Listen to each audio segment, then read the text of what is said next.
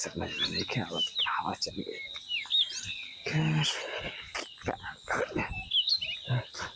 अरे राम राम चाचा।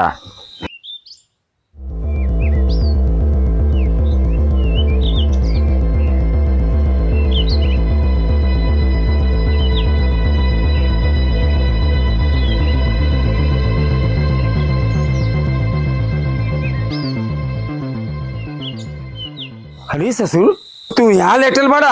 अरे रात भर कहाँ रहले? बारातों में तोरो कौनो अता पता नहीं है।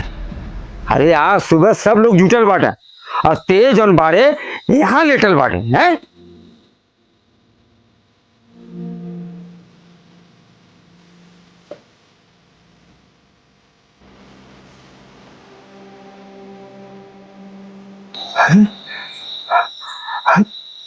का बात बा बेटा?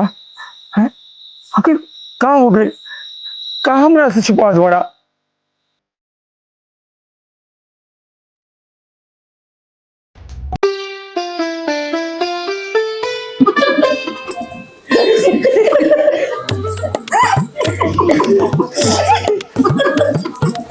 शादी ब्याह तो दीदी बड़ा अच्छा से निभुक गईल।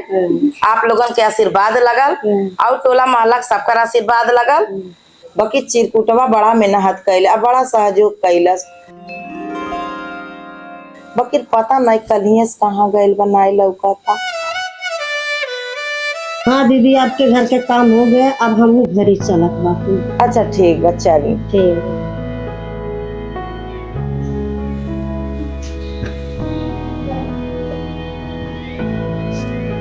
मम्मी। हाँ बेटा एगो बात पूछी। एगो ना चार गो पूछा। चिरकुट पहले तो ऐसा ना रहे, फिर सबने ई काहे करना कि वो पागल है। चिरकुट पागल हुआ है बेटा। चिरकुट तो आजो भी उतना सीधा साधा बा। ओके एगो सदमा लग गए, वही दिन से वो बड़ हो के बचपन में जियला। सदमा? कैसा सदमा मांगी?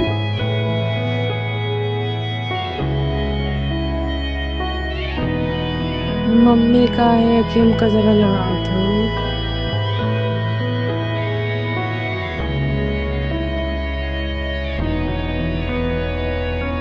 तोके ऐसे काजल लगाती कि गाड़ी जगह घूमे ना तो तोके कहीं पे नजर ना लगे।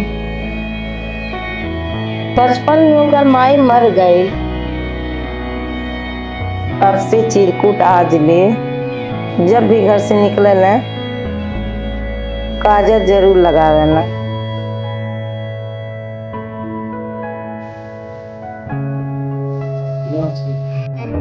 चिरकुट तू जैसन भी बाड़ा, तोहरा जैसन सच्चा और मासूम क्यों नहीं बा। अरे बहनी तुम्हारे का हो गए? ना ना मम्मी कुछ ना। अच्छा हम चलते, हम जानते बाहर में आ गए ना तुम्हारे मामा।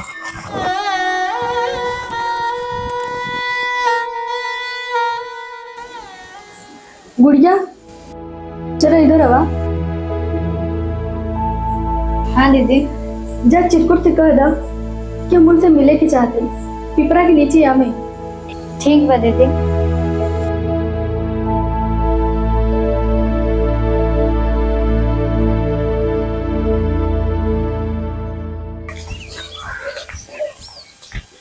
चिरकुट भैया,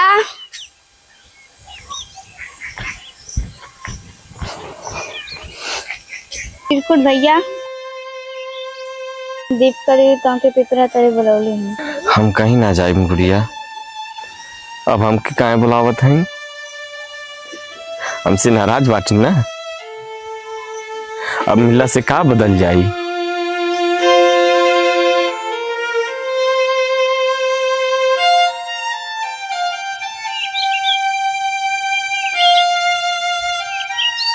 दीदी कहनी चिरकुट कहाँ बाड़न? चिरकुट भैया कहले हैं क्यों ना आए हैं। ठीक बा, अगर वो ना आई है ना तो हम खुदे जाए बोलते मिले। तू घरे जा।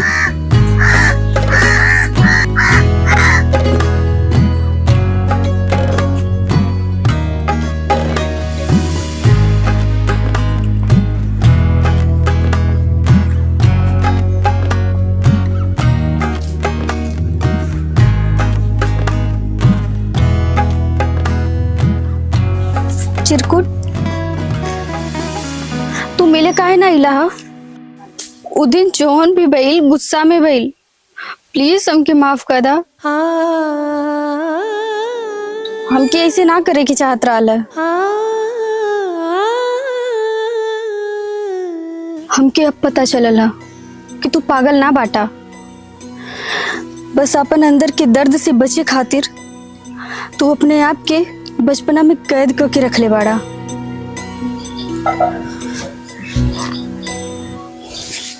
जाना तारा चिरकुट, हम अपन मम्मी के बहुत याद करेला, लेकिन जिंदगी रुकेला नहीं।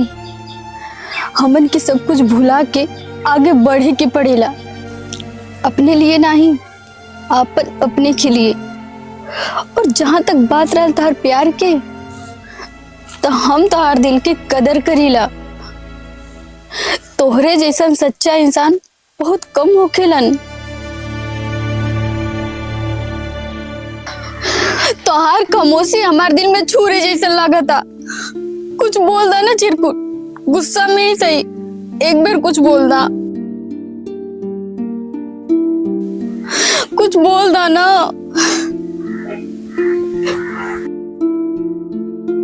हम जात बानी चिरकुट, हो सके तो हमके माफ कर दिया।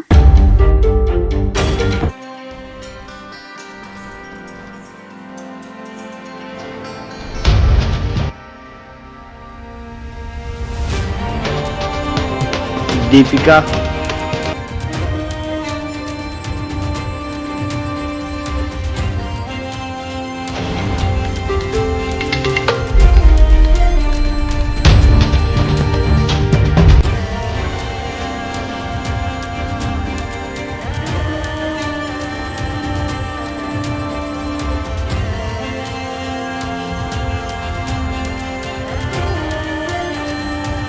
हम अपना माई से बहुत प्यार करत रानी, बाकी कबो बता ना पाऊंगी।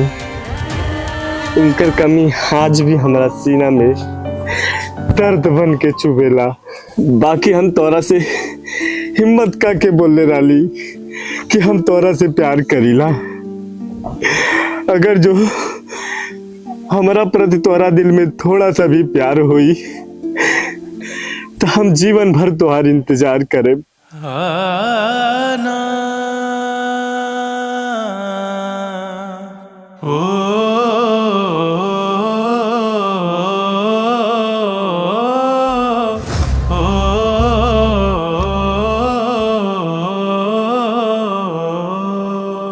जाओ ना ओ पिया,